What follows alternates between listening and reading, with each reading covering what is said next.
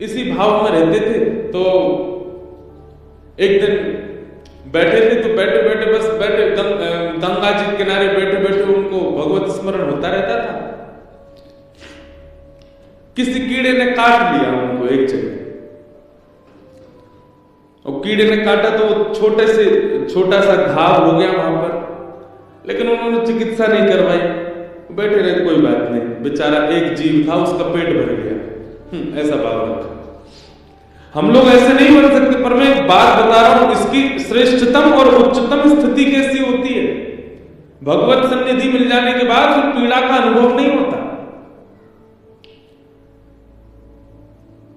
तो कोई कीड़ा काट गया तो बोले कोई नहीं, एक जीव का पेट भर गया।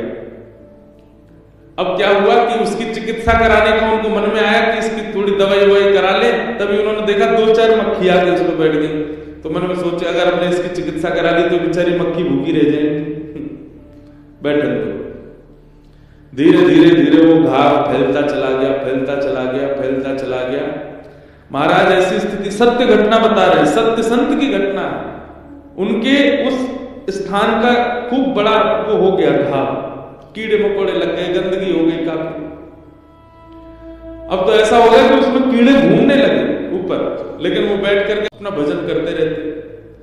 और कभी कभी देखते अगर कोई कीड़ा उसमें से गिर भी जाता ना तो उसको उठा लेते, अरे बेचारा क्या गिर गया, कहां जाओगे, क्या खाओगे पियोगे, तुम्हारा परिवार क्या है, यहीं बैठे रहो, खा जाओ उसको। ऐसा था। एक बार कुछ लोगों ने उनको देखा, बड़े वज्रानंदी महात्मा, लेकिन उनके हाथ पे ऐसा घाव देख करके परिवार कुछ लोग गए, बोले महाराज जी आपकी चिकित्सा करवा दे हम। वो नहीं नहीं हम ठीक हैं, बढ़िया हम भजन कर रहे हैं, आप लोग हमको प्रसाद दे देते हैं, इन लोगों का कौन है, और इस हाथ से हमको करना क्या है, इसमें से थोड़ा बहुत कुछ पा लेते हैं, इनका पेट ही तो भर रहा है, होने दो।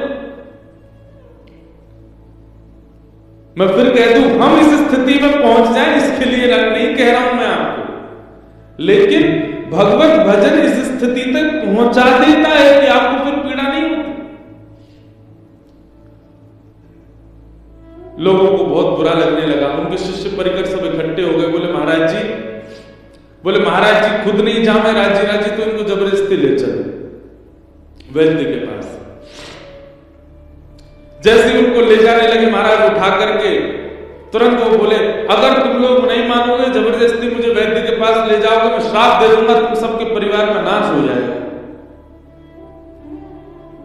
महाराज जी का ऐसा कहते ही सबने छोड़ दिया, नहीं नहीं महाराज जी आप ऐसे ही रहो। अच्छा देखो संसार कितना विचित्र है। पत्नी के सिर में दर्द हो रहा हो या पत्नी को पीड़ा हो रही हो, नहीं जा रही हो डॉक्टर के पास, पति जबरदस्ती ले जाए, पत्नी रास्ता में कह दे तुमको कसम है मेरी मत लेके जाओ, पति फिर भी ले जाएगा। लेकिन संत महापुरुष भजनानंदी अगर यूं कह दे तुम्हारा नाश हो जाएगा, तो ठीक है महाराज जी आप पड़े रहो, नहीं लेके जाए, कोई बात नहीं।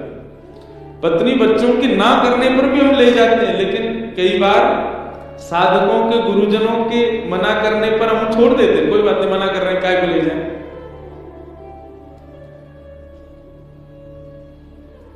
छोड़ दिया सबने उनको। अरे तो महाराज जी बड़े नाराज हो गए, बोले तुम लोग ले जा रहे हो वैद्य के पास और मुझे जाना नहीं। तुरंत उन्होंने क्या किया, गंगा जी में प्रवेश कर गए और कंठ भर गंगा जी में बैठ गए। सब लोग बाहर से याचना करें महाराज जी आप बाहर आ जाओ। महाराज जी बोले मैं क्रोध में हूं, मुझे छेड़ो नहीं, बैठे रहो। 1 दिन 2 दिन 3 दिन 4 दिन बीत गए, गंगा जी में बैठे रहे। किनारे पर लोगों की भीड़ लग गई, बोले महाराज जी को घाव हो गया, डॉक्टर के पास ले जा रहे थे तो गुस्सा में गंगा जी में चले गए। अब पानी से ना जाने उस घाव का क्या हुआ होगा। 4 दिन बाद संत को पता नहीं क्या हुआ, निकले और जैसे ही बाहर आए तो मुख तो उनका था सांवला सांवला सा, और मुख से लेके नीचे तक सारा अंग बिल्कुल श्वेत वर्ण का हो गया, और वो घाव भी बिल्कुल स्वच्छ हो गया, बिल्कुल ठीक हो गया। बाहर आए, सबने कहा बोले महाराज जी आप तो काया पलट करवाया है, चरणों में प्रणाम किया। बोले घाव कैसे ठीक हो गया? बोले गंगा जी जाने। सबने मंगल किया।